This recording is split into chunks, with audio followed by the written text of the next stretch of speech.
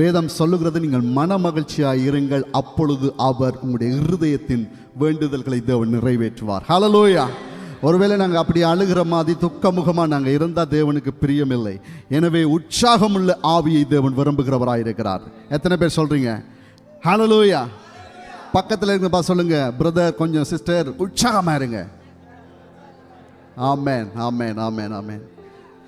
Thank you. நல்ல ஒரு ஆராதனை நேரத்துக்குள்ளாய் நாங்கள் கடந்து சென்றோம். ஆவியானவர் நம் மத்தியில் இந்த நாட்களில் பலத்த கிரியைகளை அவர் செய்து கொண்டிருக்கிறவராக இருக்கிறார். எனவே இந்த நேரத்திலும் கூட நாங்கள் தேவனுடைய வார்த்தையை நாங்கள் தியானிக்க போகிறோம். நீங்கள் தேவனுடைய திட்டத்தில் இருக்கிறீர்களா என்ற ஒரு தலைப்போடு கூட நாங்கள் இந்த நாளிலும் கூட தேவனுடைய வார்த்தைகளை நாங்கள் கேட்க போகிறோம். இந்த தலைப்போடு கூட தேவன் நம் மத்தியிலே அவர் இடைப்பட அவர் வல்லமையுள்ள தேவனாக இருக்கிறார். Are you within God plan? அதாவது நாங்கள் தேவனுடைய அந்த திட்டத்துக்குள்ளே நாங்கள் இருக்கிறோமா என்ற இந்த கேள்வியை நாங்கள் இந்த நேரத்தில் நாங்கள் கேட்கிற பொழுது, தேவனுடைய திட்டம் என்பது என்ன, தேவனுடைய திட்டம் என்பது என்ன என்று கேட்கிற பொழுது, தேவனுடைய சித்தம். பக்கத்தில் சொல்லுங்க, தேவனுடைய சித்தம். இன்றைக்கு நாங்கள் தேவனுடைய சித்தத்தின்படி நாங்கள் இருக்கிறோமா, தேவனுடைய அந்த திட்டத்துக்குள்ளே நாங்கள் இருக்கிறோமா, தேவனின் வார்த்தைக்குள்ளே நாங்கள் இன்றைக்கு இருக்கிறோமா, எங்களுடைய வாழ்க்கையும் தேவனுடைய வார்த்தையும் ஒத்து போகிறதா என்பதை குறித்து நாங்கள் பார்க்க போகிறோம். அது மாத்திரமல்ல, தேவ ஆவியினால் நாங்கள் இன்றைக்கு நடத்தப்பட்டு கொண்டிருக்கிறோமா, தேவனுடைய அந்த பிரசன்னம் எங்களை நடத்துகிறதா என்பதை குறித்து நாங்கள் பார்க்க போகிறோம். இன்றைக்கு இந்த தேவனுடைய திட்டம் அல்லாவிட்டால் தேவனுடைய சித்தம் என்பது என்னவென்று பார்த்தீங்கன்னா, மற்றவர்களுக்கு நாங்கள் ஆசீர்வாதமாக இருப்பது. எனவே தேவனுடைய எல்லைக்குள்ளே நாங்கள் இருப்பது. இன்றைக்கு தேவனுடைய அந்த திட்டத்துக்குள் என்பது என்று நாங்கள் அவருடைய எல்லைக்குள்ளே அவருடைய அந்த தேவன் நினைக்கிறதான காரியத்துக்குள்ளே நாங்கள் இருப்பது தான் தேவனுடைய திட்டம். இதைத்தான் நாங்கள் இன்றைக்கு நாங்கள் பார்க்க போகிறோம். இன்றைக்கு நாங்கள் தேவனுடைய திட்டத்துக்குள்ளே நாங்கள் இருக்கிறோமா என்பதை குறித்து நாங்கள் பார்க்க போகிறோம். இன்றைக்கு நீங்க பார்த்தீங்கன்னா, ஆதாம் ஏவாள் தேவனுடைய திட்டத்துக்குள்ளே இருந்தார்களா? ஜஸ்ட். ஆனால் அவர்கள் தேவனுடைய திட்டத்தை விட்டு அவர்கள் வெளியிலே அவர்கள் போய்விட்டார்கள். எகிப்திலே இருந்த மக்களை நீங்க பார்த்தீங்கன்னா, அவர்கள் சில இன்றைக்கு நாங்கள் வேதத்தை நாங்கள் பார்க்கிற பொழுது எல்லாருமே எகிப்தை விட்டு வந்தார்களா? எகிப்திலே அந்த ராத்திரியிலே அந்த ஆட்டுக்குட்டியை அவர்கள் அடித்து அந்த இரத்தத்தை அந்த நிலைக்கால்களில் பூசின பிற்பாடு தேவன் அந்த எகிப்திலே ஒரு சங்காரத்தை உண்டு பண்ணுகிற பொழுது எல்லா மக்களும் வெளியிலே வந்தார்களா என்ற அந்த கேள்விக்கு சரியான விடை இல்லை. சிலர் எகிப்தையை நம்பி இருந்தவருடைய வாழ்க்கையை நீங்க பார்த்தீங்கன்னா அது பயங்கரமாக இருந்திருக்கும். இன்றைக்கு இதுதான் நான் சொல்லுகிறேன். இன்றைக்கு நாங்கள் எங்களையே நாங்கள் பார்த்து கேட்க போகிறோம். நீங்கள், அதாவது நான், நீங்கள் உங்களுடைய வாழ்க்கை இன்றைக்கு தேவனுடைய திட்டத்துக்குள்ளே இருக்கிறதா என்பதை நாங்கள் பார்க்க போகிறோம். இன்றைக்கு நாங்கள் எங்களை பார்த்து கேட்க போகிறோம், நீங்கள் தேவனுடைய திட்டத்துக்குள்ளே இருக்கிறீங்களா? அல்லாவிட்டால் உங்களுடைய திட்டம் இன்றைக்கு நிறைவேறி கொண்டிருக்கிறதா? உங்களுடைய அந்த பிளான் இன்றைக்கு நிறைவேறி கொண்டிருக்கிறதா என்பதை குறித்து நாங்கள் பார்க்க போகிறோம்.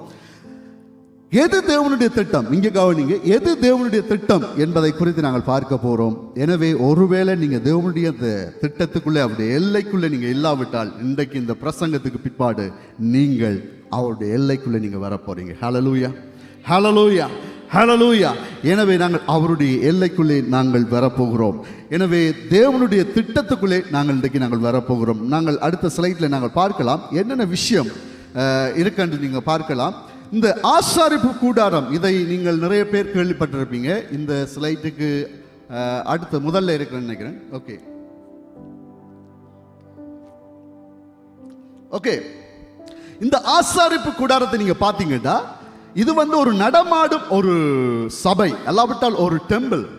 அதாவது அந்த காலத்திலே ஆசாரிப்பு கூடாரம் என்கிற இந்த காரியத்தை தேவன் என்ன செய்தார் என்றா வச்சிருந்தார். இது எப்படி என்று பார்த்தீங்கன்னா, இதுல 3 விதமான இடங்கள் இருக்குது. ஒன்று வெளிப்பிரகாரமான இடம், இன்னொன்று பரிசுத்த ஸ்தலம், மூன்றாவது மகா பரிசுத்த ஸ்தலம்.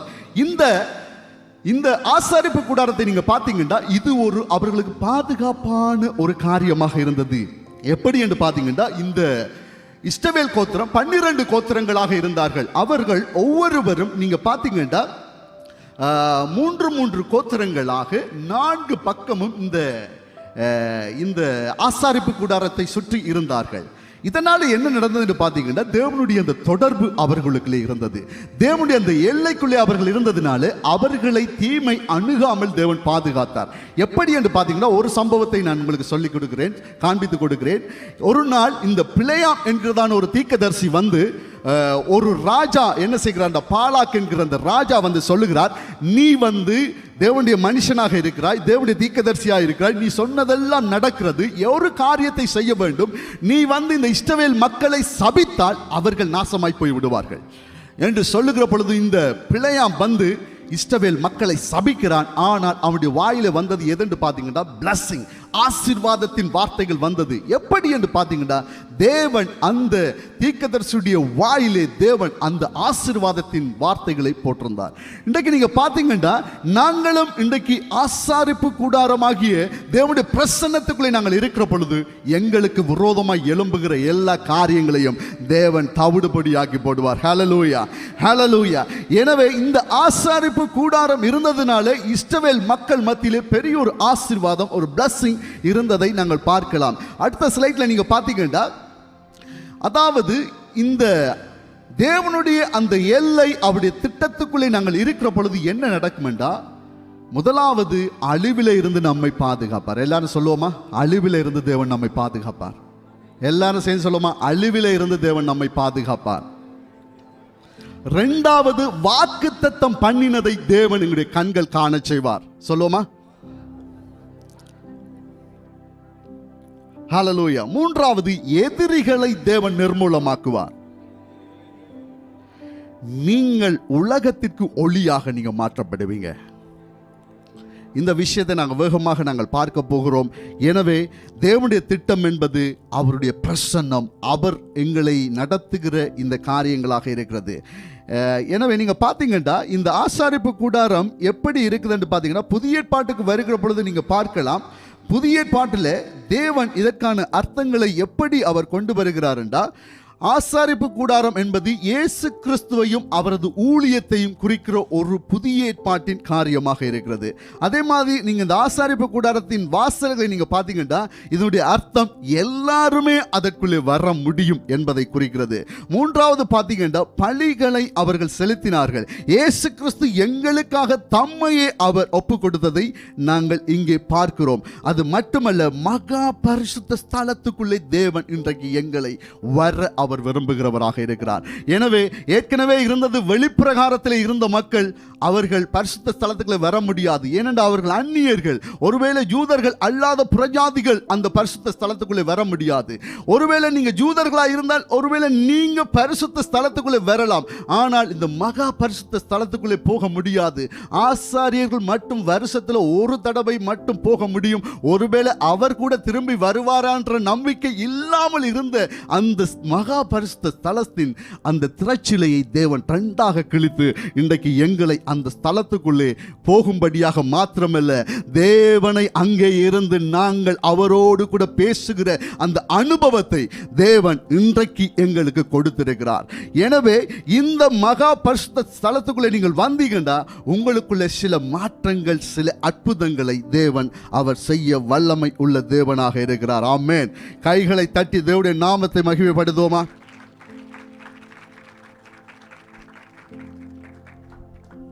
முதலாவது நாங்கள் பார்க்க போகிறோம், தேவன் அழிவில இருந்து நம்மை பாதுகாக்கிற தேவனாக இருக்கிறார்.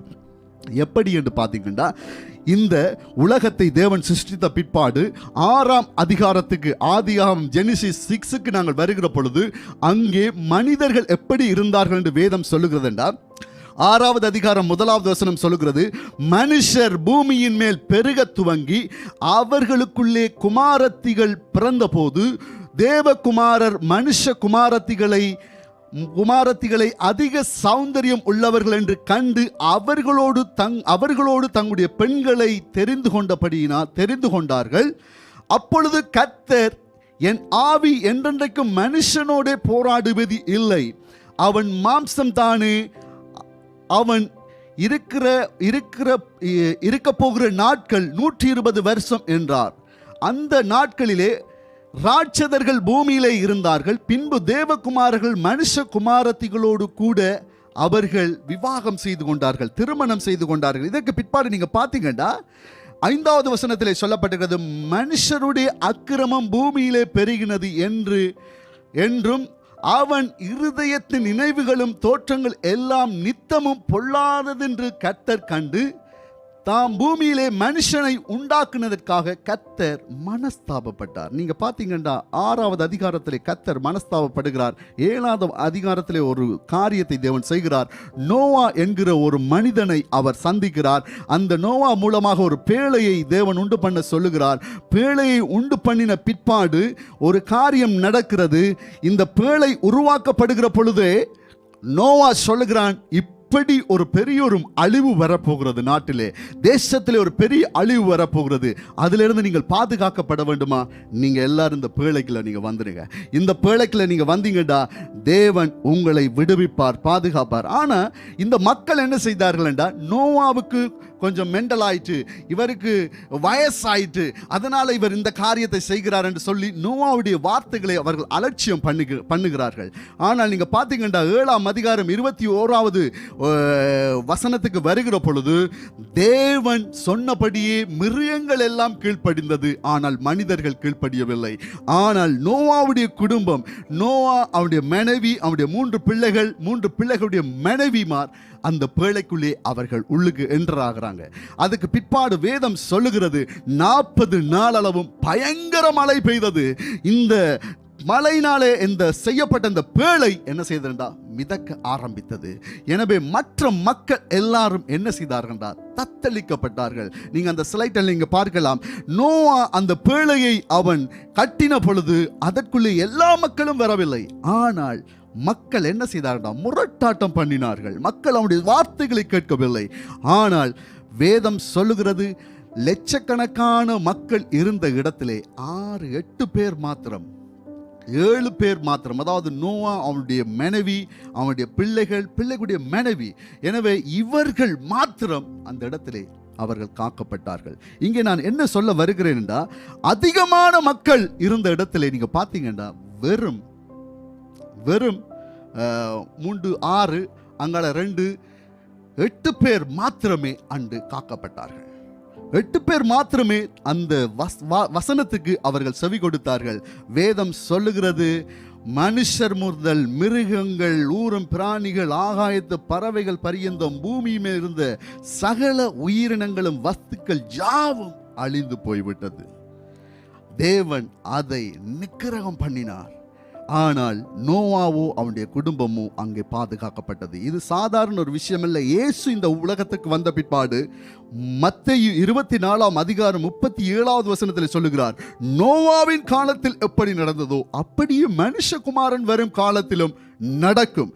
எப்படி எனில், ஜலப்பிரளயத்துக்கு முன்னான காலத்திலே நோவா பேழைக்குள் பிரவேசிக்கும் நாள் வரைக்கும் ஜனங்கள் புசித்து குடித்து பெண் கொடுத்து பெண் எடுத்து ஜலப்பிரளயம் வந்து அவர்கள் அனைவரையும் வாரிக்கொண்டு போகும் மட்டும் அவர்கள் உணர்வில்லாது இருந்தார்கள். அதுக்கு பிற்பாடு பேதுரு தன்னுடைய மரண காலத்திலே அவர் சொல்லுகிறார், என்ன சொல்லுகிறார் என்றால், பூர்வத்தில் நோவா பேழை ஆயத்தம் பண்ணின நாட்களிலே தேவன் நீடிய பொறுமையோடு காத்து கொண்டிருந்தார். ஆனால் கீழ்ப்படியாமல் போனவர்கள் அந்த நாட்களிலே பேழையிலே சிலராக இருந்தார். கீழ்ப்படிந்தவர்கள் அந்த பேழையிலே சிலராக இருந்தார்கள். அவர்கள் 8 பேர் மாத்திரமே. இன்றைக்கு ஆண்டவர் சொல்லுகிறார், நீங்க ஒருவேளை நீங்க வெளியில இருந்தீங்கன்னா உள்ளுக்குள்ள வந்துருங்க. எனவே தேவன் இன்றைக்கு இந்த சபையை ஒரு பேழையாக வச்சிருக்கிறார். எனவே இந்த சபையை தேவன் ஒரு பேழையாக வச்சிருக்கிறார். ஒருவேளை பயங்கரமான காரியத்திலிருந்து தேவன் தப்புவிக்க வேண்டுமானால் நாங்கள் எல்லாரும் உள்ளுக்கு வரும்படி தேவன் எங்களுக்கு இந்த நேரத்திலே எங்களோடு கூட பேசிக்கொண்டிருக்கிறார். ஆமென். நாங்கள் எடுத்துக்கொள்வோம் யாத்திராகமம் புஸ்தகம், எண்ணாகமம் புஸ்தகம் 13வது அதிகாரத்துக்கு எங்களுடைய வேதாகமத்தை திருப்பிக் கொள்வோம். எண்ணாகமம் 13வது அதிகாரம். ரைட். 2வது விஷயம் என்னன்னு பாத்தீங்கன்னா, வாக்கு தத்தத்தை தேவன் காண செய்கிறவராக இருக்கிறார். சொல்லுவோமா சத்தமா? ஓகே, இந்த பாய்ஸ் மட்டும் தான் சொல்றாங்க. எல்லாரும் சேர்ந்து சொல்லுமா? வாக்கு தத்தத்தை தேவன் காண செய்வார். எனவே தேவன் வாக்கு தத்தத்தை அவர் காண செய்கிற தேவனாக இருக்கிறார். எப்படி என்றா, தேவன் சொல்லுகிறார் ஆபிரகாமுக்கு, நான் உனக்கு என்ன செய்வேன் என்றா, பாலும் தேனும் ஓடுகிற அந்த கானான் தேசத்தை உனக்கு கொடுப்பேன் என்று வாக்கு பண்ணினார். வாக்கு பண்ணின தேவன். நீங்க பாத்தீங்கன்னா ஆபிரகாமுடைய காலத்துக்கு பிற்பாடு இவர்கள் போய் எகிப்திலே இருக்கிறார்கள். 400 வருஷம் இவர்கள் எகிப்திலே இருக்கிறார்கள். ஒருவேளை அந்த காரியத்தை அவர்கள் மறந்து போயிருக்கலாம், ஆனால் தேவன் மறக்கிறவர் அல்ல. ஹல்லேலூயா. எனவே தேவன் அவர்களுக்கு வாக்கு பண்ணினதை எப்படியாவது அவர்களுக்கு கொடுப்பதற்கு தேவன் நினைத்திருந்தார். எனவே வேதம் சொல்லுகிறது, அவர் உங்கள் மேல் வைத்திருக்கிற நினைவுகளை அவர் உண்மையாகவே வாய்க்க பண்ணுகிற தேவனாக இருக்கிறார். எனவே ஒருவேளை கடந்த காலத்திலே தேவன் சில வாக்குத்தத்தங்களை தேவன் உங்களுக்கு கொடுத்திருக்கலாம். சில நேரம் தேவன் இப்படியாக செய்வதாக தேவன் உங்களுக்கு சொல்லி இருக்கலாம். ஒருவேளை நீங்கள் மறந்து போயிருக்கலாம், ஆனால் ஆண்டவர் அவர் மறக்காத தேவன். வேதம் சொல்லுகிறது, அவர் பொய் சொல்வதற்கு மனுஷன் அல்ல, அவர் மனம் மாறுவதற்கு மனுபுத்திரன் அல்ல, அவர் சொல்லியும் செய்யாதிருக்கிறவர் அல்ல. எனவே எதை சொன்னாரோ அதை அப்படியே செய்கிற தேவனாக இருக்கிறார். நீங்க பாத்தீங்கன்னா இந்த 400 வருஷத்துக்கு பிற்பாடு தேவன் ஒரு காரியத்தை செய்கிறார். அந்த எகிப்தில் இருக்கிற இந்த மக்களை வெளியிலே கொண்டு வருகிறார். மோசையின் மூலமாய் எகிப்தில் இருந்து தேவன் அந்த மக்களை வெளியிலே கொண்டு வருகிறார். எத்தனை பேர் என்று பாத்தீங்கன்னா 25 லட்சம் மக்களை தேவன் வெளியிலே கொண்டு வரார். ஒரு ஆள் இல்லை, ஒரு 100 பேரை வச்சு மேய்க்கிறது பெரிய கஷ்டம். ஒரு குடும்பத்தையே அது செய்யாத இது செய்யாத என்று கண்ட்ரோலா வச்சிருக்கிறது கஷ்டம். ஆனா 25 லட்சம் பேர், ஒரு மனிதன், தனி மனிதன், யார்? மோசே. அவர்களை தேவன் அவ்வளவு பெரிய வல்லமையை தேவன் கொடுத்திருந்தார். அது தீர்க்கதரிசியாக தேவன் அவனை வச்சிருந்தார். எனவே இந்த 25 லட்சம் மக்களை அவன் வெளியிலே கொண்டு வருகிறான். ஆனால் எத்தனை பேர் கானானுக்குள்ளே போனார்கள்?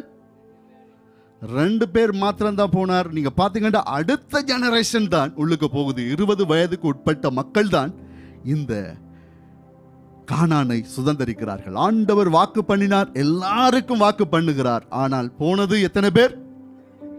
2 பேர். அந்த 20 வயதுக்கு உட்பட்டவர்கள் மாத்திரமே போனார்கள். அது மட்டுமல்ல, 12 பேர். அந்த 20 லட்சம் பேர்களை நீங்க பாத்தீங்கன்னா வேவு பார்க்கிறதுக்கு என்னாகவும் 13, 14 அதிகாரங்களை நீங்கள் பார்க்கலாம். வீட்டை போய் வாசிச்சு பாருங்க.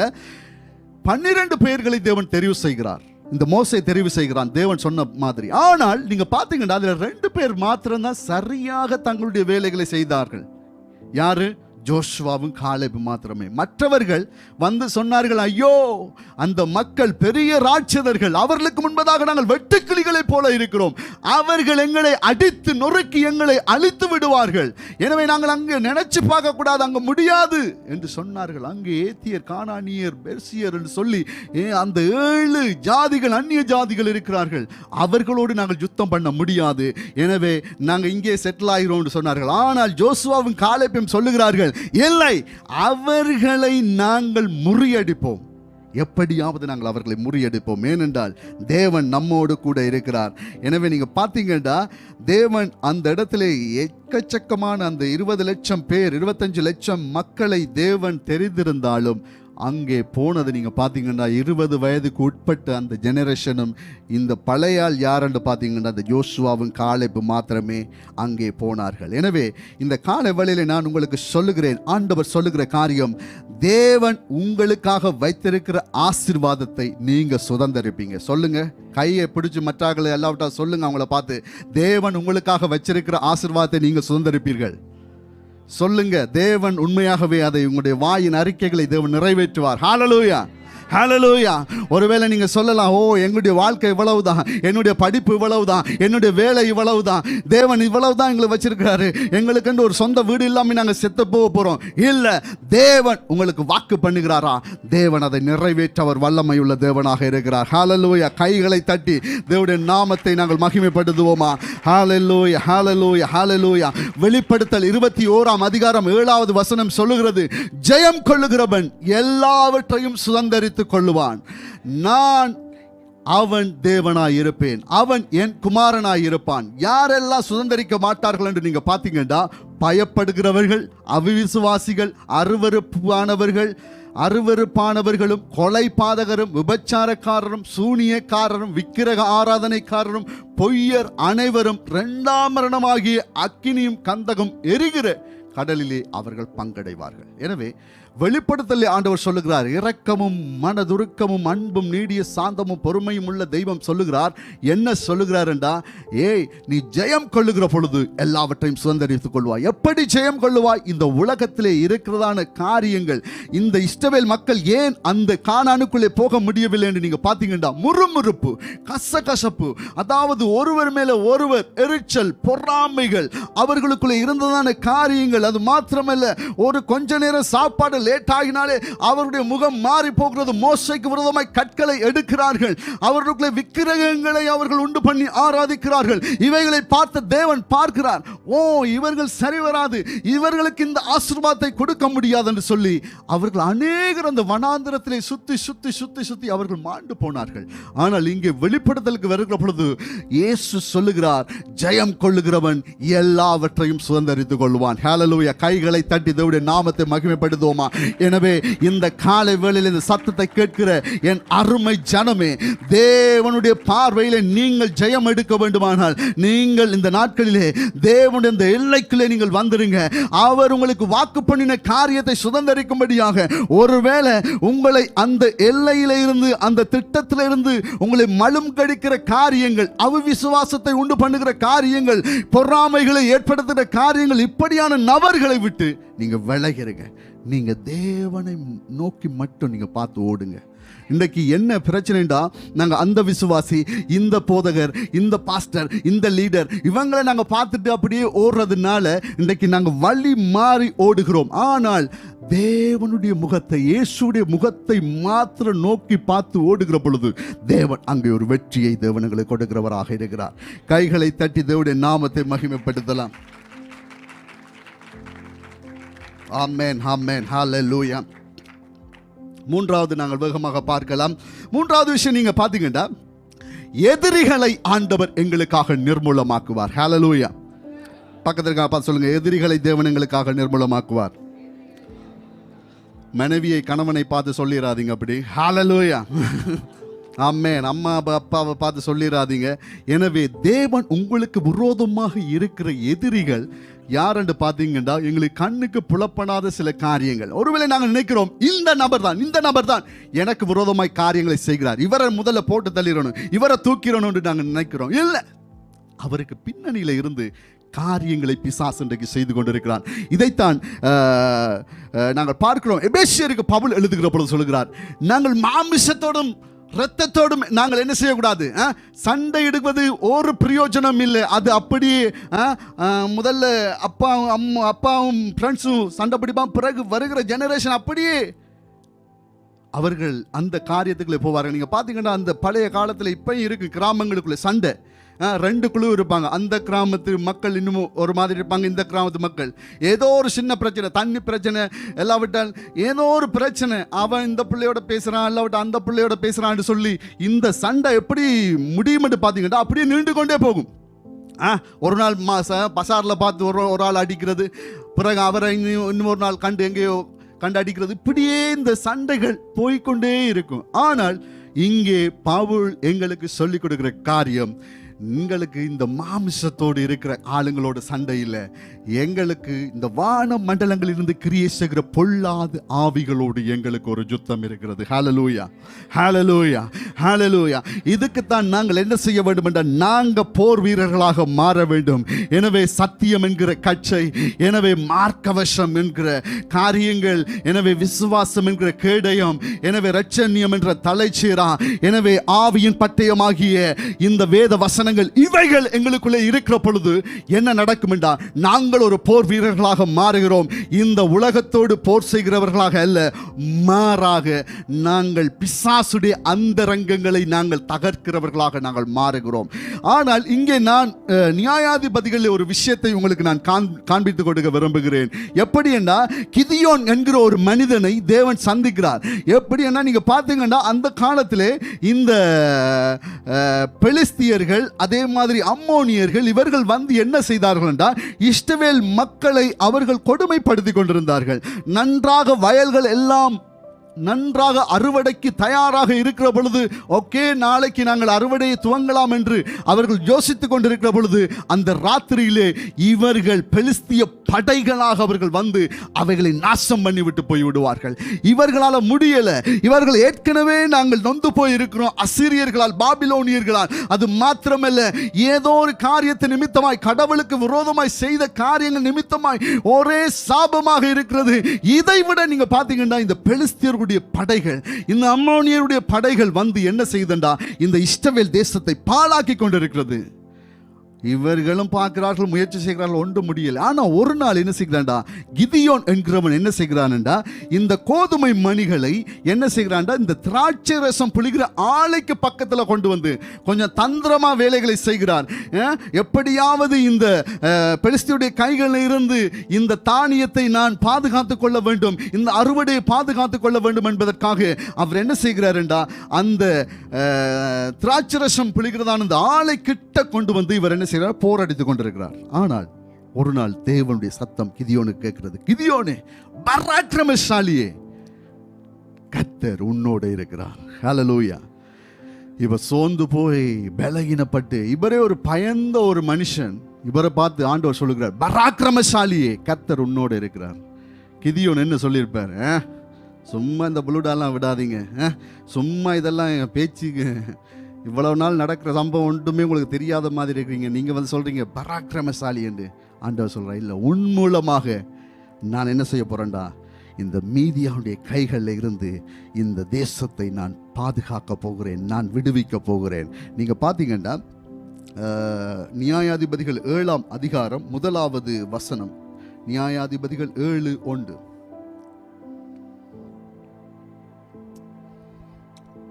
இதுல நீங்க பாத்தீங்கன்னா என்ன நடக்குதுண்டா, கிதியோன் எல்லா மக்களுக்கும் சொல்லுகிறான், நாங்கள் என்ன செய்ய போகிறோம், யுத்தத்துக்கு நாங்கள் போக போகிறோம், நாங்கள் சண்டைக்கு நாங்கள் போக போகிறோம், மீதியானுடைய பாளையத்துக்குள்ளே நாங்கள் இறங்க போகிறோம் என்று சொல்லுகிற பொழுது எத்தனை பேர் வந்தார்கள்டா, 32,000 போர் வீரர்கள் வந்தார்கள்.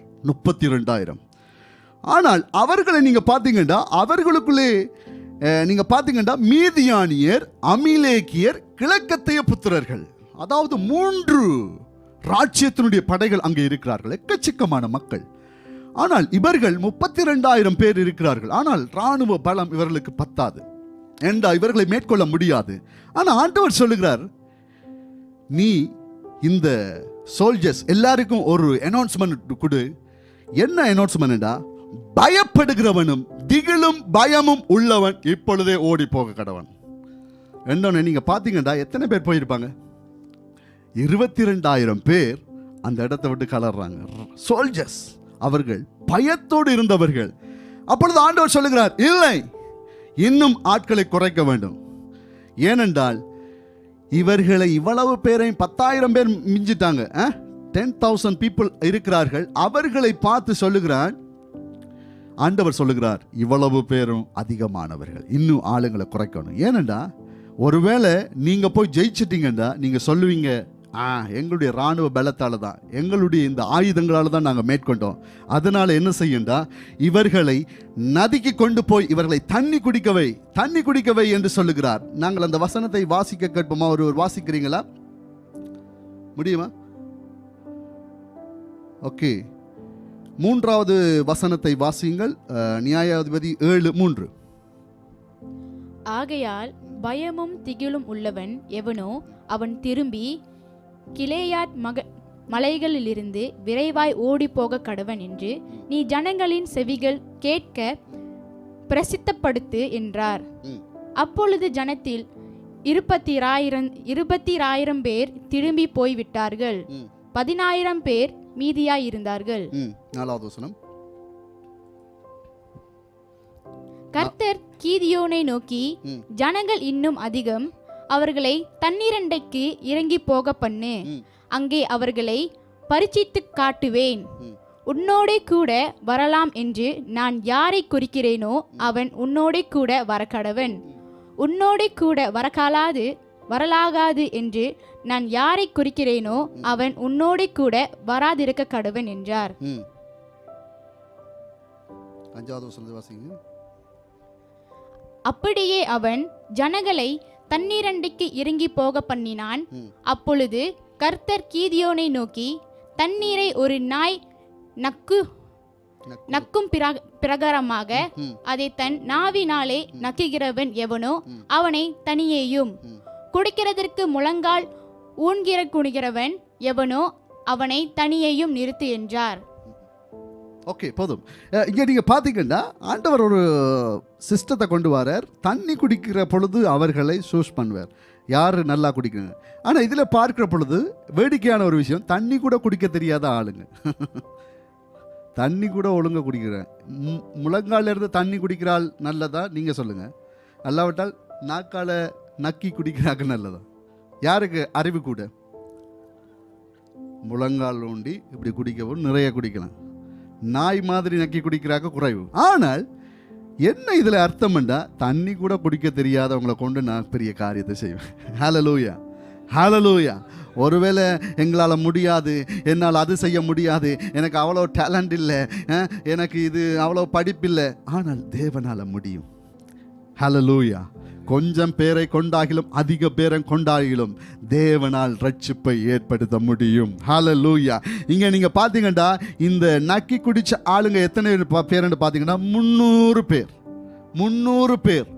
ஆனால் 3 ராஜ்யங்களை வீழ்த்த போகிறார்கள் 300 பேர் மாத்திரமே.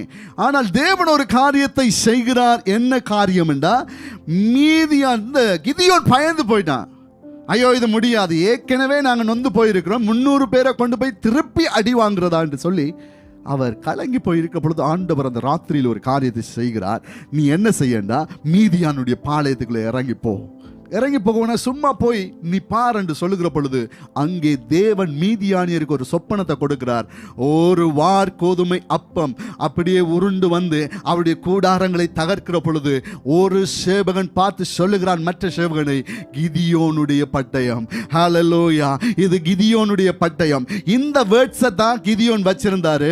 என்னத்துக்கண்டா, அந்த 300 பேருக்கும் ஒரு எக்காலத்தையும் ஒரு தீவட்டியையும் ஒரு பானையையும் கொடுத்துட்டு இவர் என்ன செய்கிறார், 100 பேராக இவர்கள் அங்கங்கே நிற்கிற பொழுது இவர்கள் ஒரு விஷயத்தை செய்கிறார்கள், ஒரே மாதிரி. ஹல்லேலூயா சொல்லுங்க, ஒரே மாதிரி சொல்லுங்க எல்லாரும், ஒரே மாதிரி. ஹல்லேலூயா.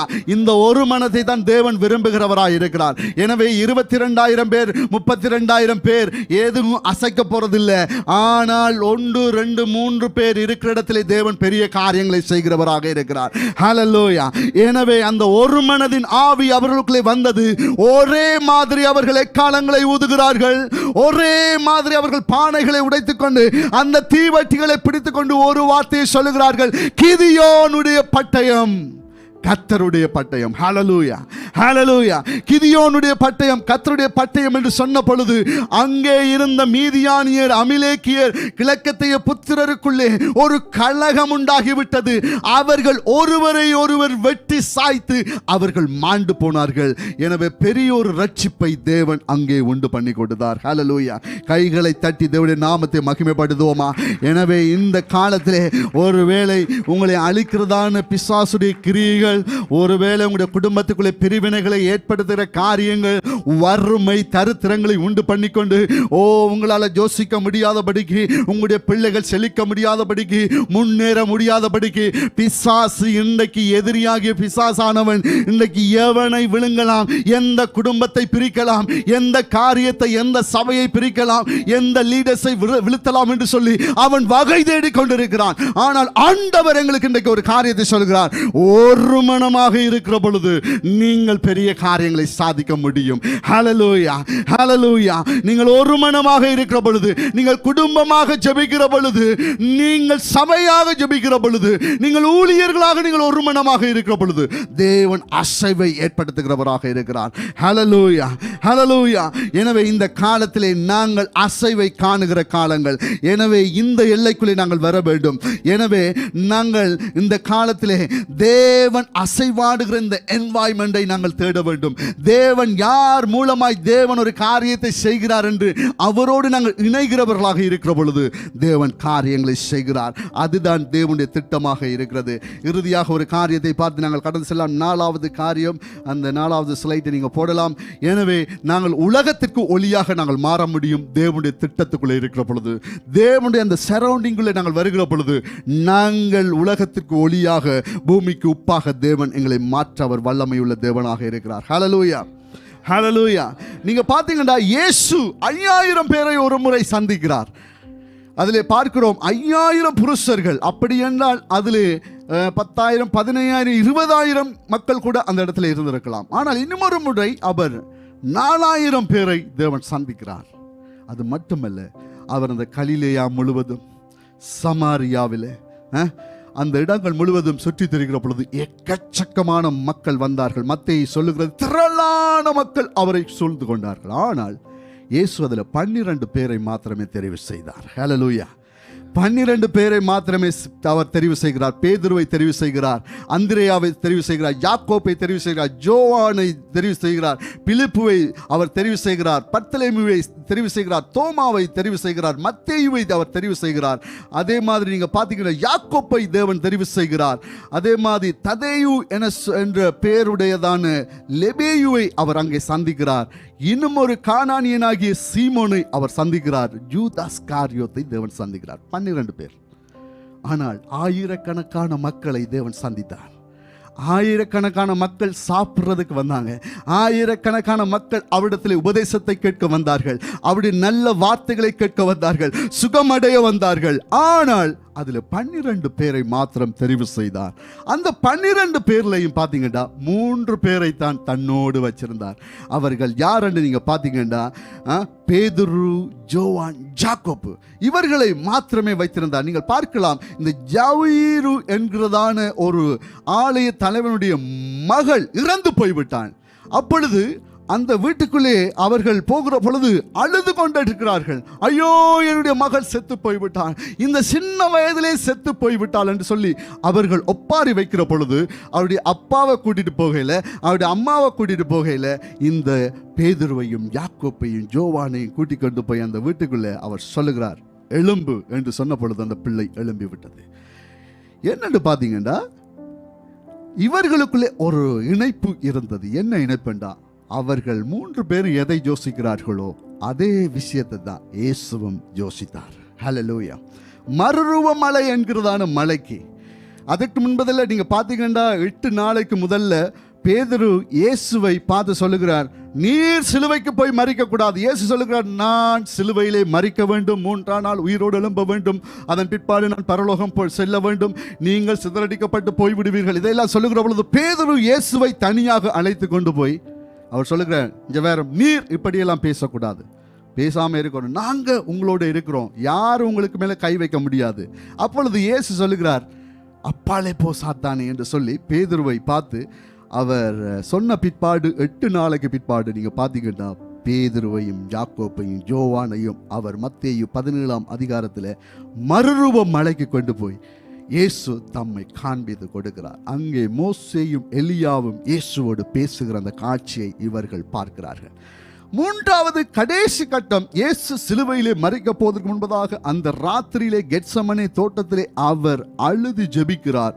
அப்பொழுது இந்த பேதுரு, யாக்கோப்பு, ஜோவானை அவர்களோடு கூட்டிக் கொண்டு போய் அவர் வியாகுலப்பட ஆரம்பிக்கிறார், அவர் துக்கிக்க ஆரம்பிக்கிறார். ரைட். இதுல இருந்து நான் என்னத்தை உங்களுக்கு சொல்ல வருகிறேன்டா, தேவன் நூற்றுக்கணக்கான மக்களை அல்ல, ஆயிரக்கணக்கான மக்களை அல்ல, அவருடைய திட்டத்துக்குள்ளே இருக்கிற, அவருடைய சித்தத்தை விரும்புகிற, ஏதோ ஒரு காரியத்தை செய்ய வேண்டும் என்று, சாதிக்க வேண்டும் என்று விரும்புகிற ஒரு சிலரை கொண்டு தேவன் பெரிய காரியங்களை செய்வார். ஹல்லேலூயா, ஹல்லேலூயா. எனவே நாங்கள் போன வாரங்களிலே நான் அந்த பிரதர் ஆல்ட்ரினோட பேசி கொண்டிருக்கும் பொழுது நிறைய பேரை கொண்டு தேவன் இந்த ரிவைவலை தேவன் கொண்டு வரவில்லை. நீங்கள் பார்த்தீங்கன்னா 7 பேர் 8 பேர் எப்படியாக எங்கெல்லாம் கூடி ஜெபித்தாங்களோ அவர்கள் மத்தியிலே தேவன் ஒரு தாக்கத்தை ஏற்படுத்தினார், ஒரு பெரிய ஒரு தாக்கத்தை தேவன் ஏற்படுத்தினார். அன்றைக்கும் தேவன் அதைத்தான் செய்தார். எப்படி என்றால், இப்படியான சில கூட்டங்களை வைத்து தேவன் பெரிய காரியங்களை செய்தார். இது என்ன, இதெல்லாம் ஓகே பரவாயில்ல. ஆனால் இயேசு மரித்து அடக்கம் பண்ணப்பட்டு 40 நாளளவும் 50 நாளளவும் எல்லாருக்கும் தரிசனமாகி அவர் பரத்துக்கு எடுத்துக்கொள்ளப்பட போகிறார். எடுத்துக்கொள்ளப்படுவதற்கு முன்பதாக எல்லாரும் அந்த கலிலேயா கடல் ஓரத்துக்கு வருகிறார்கள். இயேசு எடுத்துக்கொள்ளப்படுகிறார். எல்லாரும் ஓ என்று அவர்கள் வானத்தை பார்த்து அழுது கொண்டிருக்கிறார்கள்.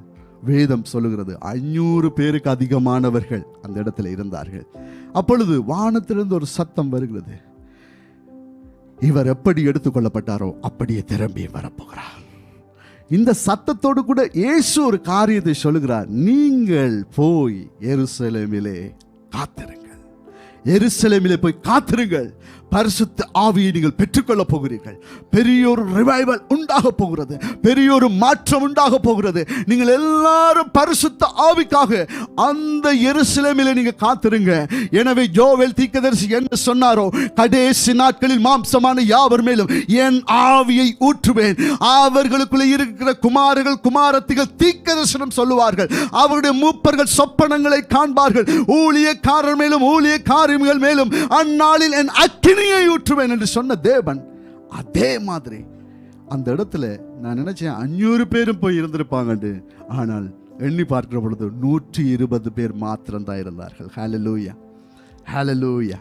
120 பேர் மாத்திரமே. சீஷர்களும் அவர்களோடு இருந்த சில சீஷர்களும் அவருடைய நண்பர்களும் 120 பேர்கள் மாத்திரமே அந்த மேல் வெட்டறையில், எங்க கவனிங்க, மேல் வெட்டறையில் இருந்தார்கள். ஆனால் பரிசுத்த ஆவியின் அந்த அபிஷேகத்தை பெற்ற பொழுது முதல் தடவையாக பயந்து போயிருந்த அந்த பேதுரு வந்து பேசுகிற பொழுது 3000 பேர் ரட்சிக்கப்பட்டார்கள். ஹல்லேலூயா, ஹல்லேலூயா, ஹல்லேலூயா. அதற்கு பிற்பாடு நீங்க பார்த்தீங்கன்னா அவர்களை தேவன் வல்லமையாக தேவன் படுத்து பயன்படுத்துகிறார். பேதுருவும் யோவானும் தேவாலயத்துக்கு போகிற பொழுது முடவனாக சிறு வயதிலிருந்தே அவன் சப்பானியாக இருந்த ஒருவன் எழும்பி நடக்கிறான். அதற்கு பிற்பாடு பெரிய காரியங்கள் நடக்கிறது. நீங்கள் வேதத்தை வாசிக்கிற பொழுது, அப்போஸ்தலர் நிருபத்தை நீங்கள் வாசிக்கிற பொழுது, புஸ்தகத்தை, நிறைய காரியங்கள் நடக்கிறது. எனவே என்னத்தை இங்கே நாங்கள் பார்க்கிறோம் என்ற ஆண்டவர் இன்றைக்கும் அவர் உயிரோடு இருக்கிற தேவன்.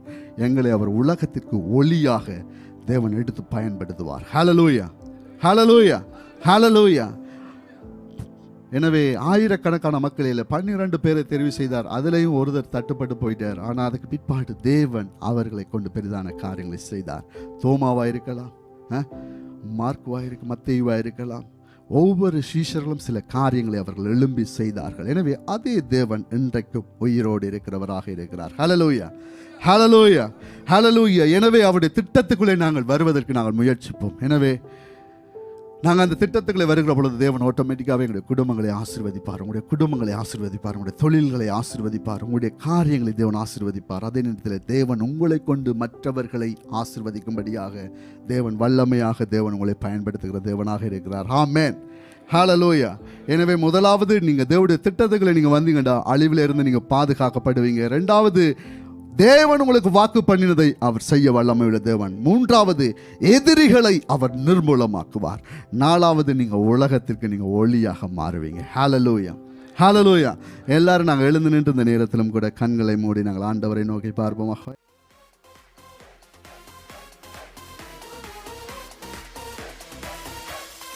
யெகோவா நிசியாய் எழுந்தருளி சத்துருவை துரத்தி வெற்றி தந்திரே. யெகோவா நிசியாய் எழுந்தருளி சத்துருவை துரத்தி வெற்றி தந்திரே. என் கண்ணீரின் பள்ளத்தாக்கில் கொண்டாட்டம் உண்டாக்கினீ. என் கண்ணீரின் பள்ளத்தாக்கில் கொண்டாட்டம் உண்டாக்கினீ. எல் ஷடாய் என் தெய்வமே, எல் ரோகி என் தகப்பனே, யெகோவா என் ராஜனே. எல் ஷடாய் என் தெய்வமே, எல் ரோகி என் தகப்பனே, யெகோவா என் ராஜனே.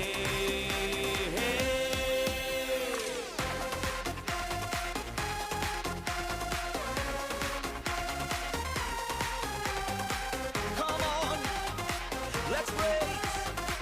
Come on, let's praise. எரிகின்ற சூளைக்குள் எரியப்பட்டும் எரியாமல் புகையாமல் காப்பாற்றினீர். எரிகின்ற சூளைக்குள் எரியப்பட்டும் எரியாமல் புகையாமல் காப்பாற்றி